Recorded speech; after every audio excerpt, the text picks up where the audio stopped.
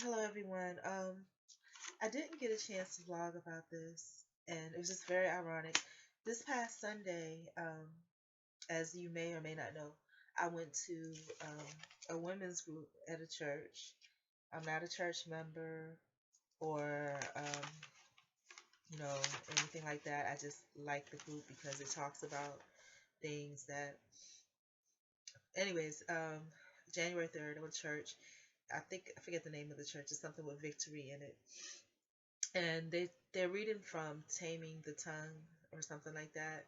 It's a book, and I'm just gonna read over some of the notes I took down, and then give you feedback on different things that related to my life regarding that. They talked about tongue fast, meaning holding your tongue, because your tongue can build people up or tear people down. They referred to Ephesians 4:29.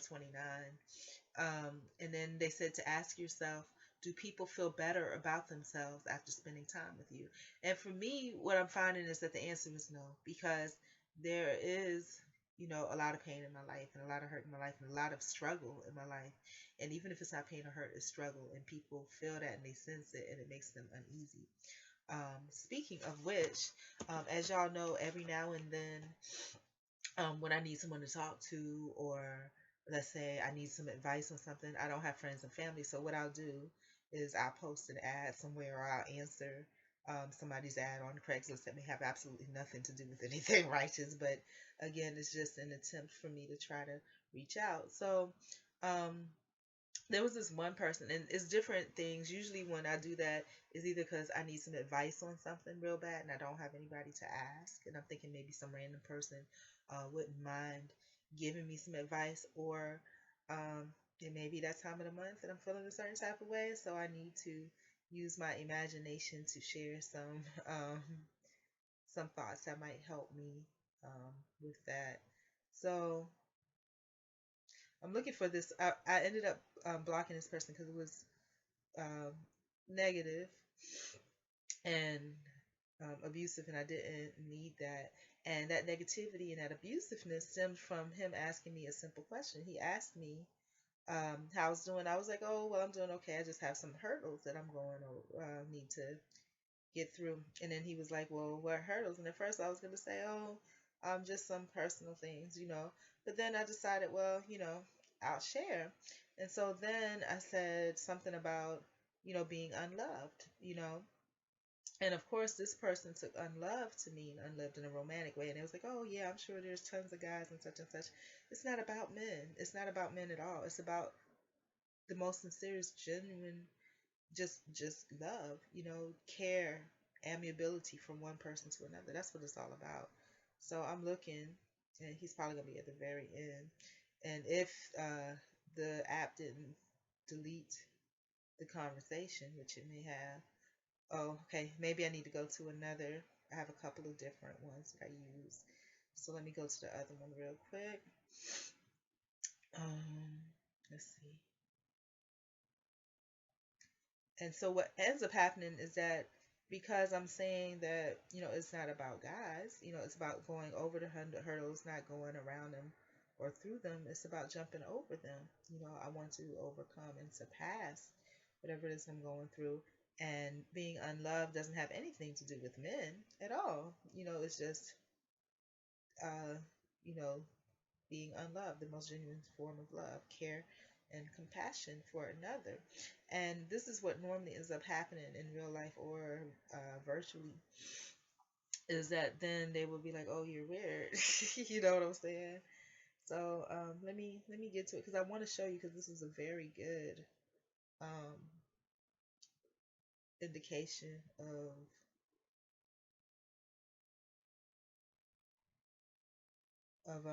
what normally happens. And okay, I think this is the guy. Nope, this is not him. Yeah, this is the guy. Okay, so let me see if the conversation is still there. Nope, it's gone.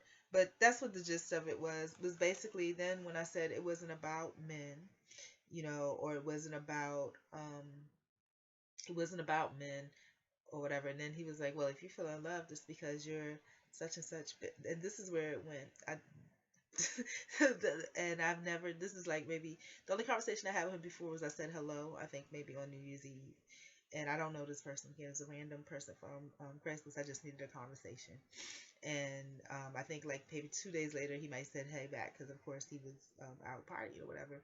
And I said how was yours, and he was like he went down to Miami or such and such and such. And I was like, oh, I just chilled at home.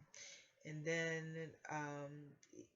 the day after, he was like, do you want to come out? And I was like, no, because I don't meet people on the internet. That's not my purpose of being on the internet at all. I was like, no, I'm good.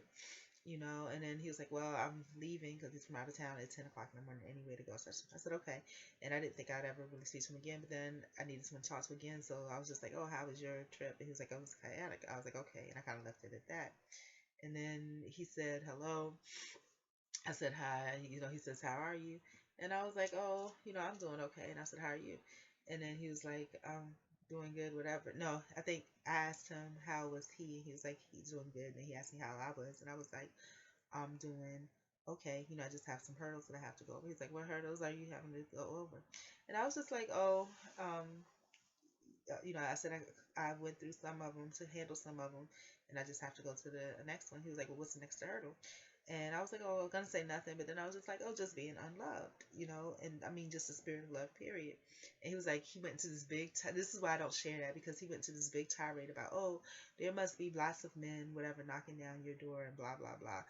It's not about men. It's not about men at all. I could give a rat's patootie about men in that sense. It's about, I'm above that. It's about love, about the general spirit and essence of love, caring and compassion one person from another. But what I said to him was that it's not about men at all. It's about simply what I stated. It's about love, being unloved. And he was like, well, if you were so, and again, no conversations with this person really.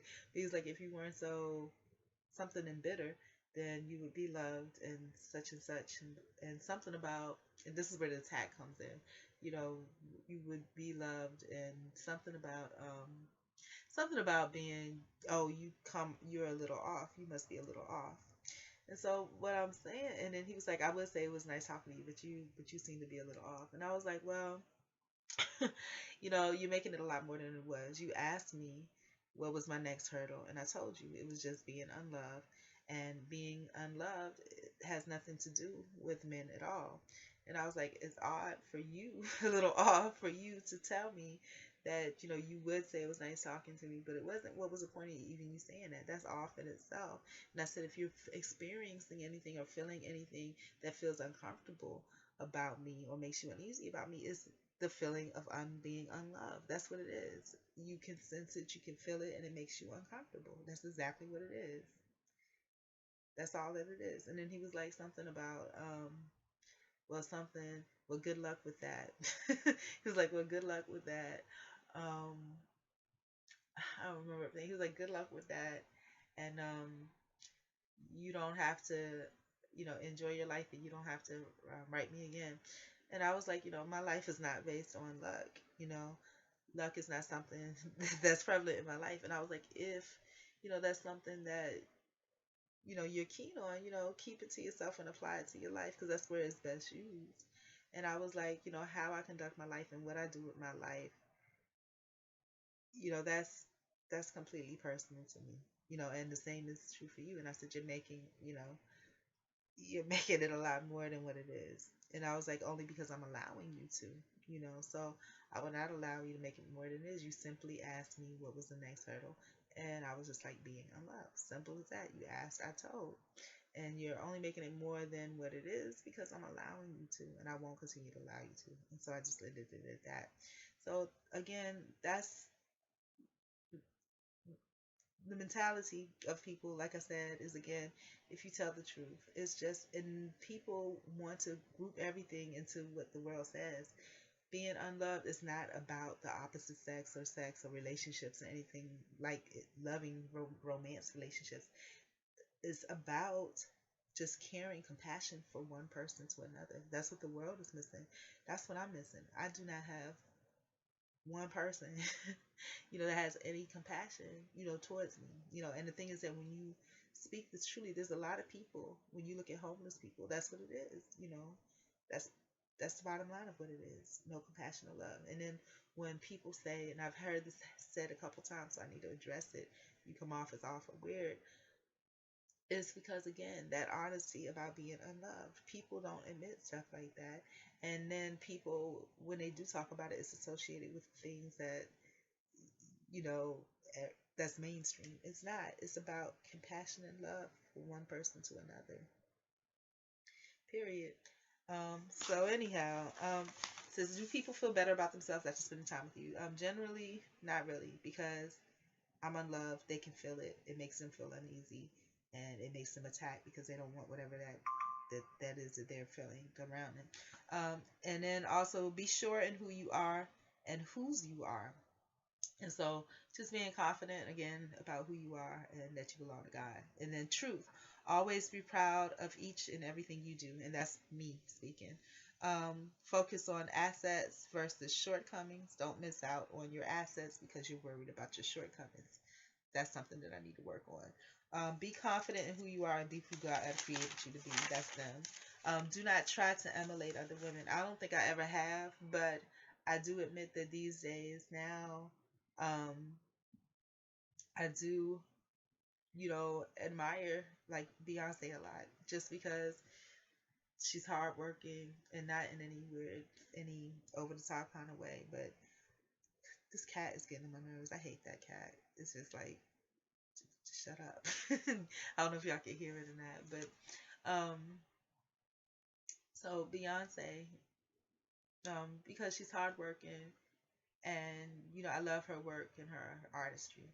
That's what I love about her. I don't like her husband, and I'm not fond of her family, but her, yeah, and maybe her sister and her mom, yeah. Don't let some, and when what she said about do not try to emulate other women, she was just like, God made you to be you. There's only one you, and if you're busy being someone else, who's gonna be you? And offer all the gifts that you have to bring. Don't let someone speak that into your life. And this is what I feel was really being directed towards me. But I'm gonna have to do this in a part two later on because I feel like I need to be getting myself ready to get up out of here. So I love y'all and have a good morning.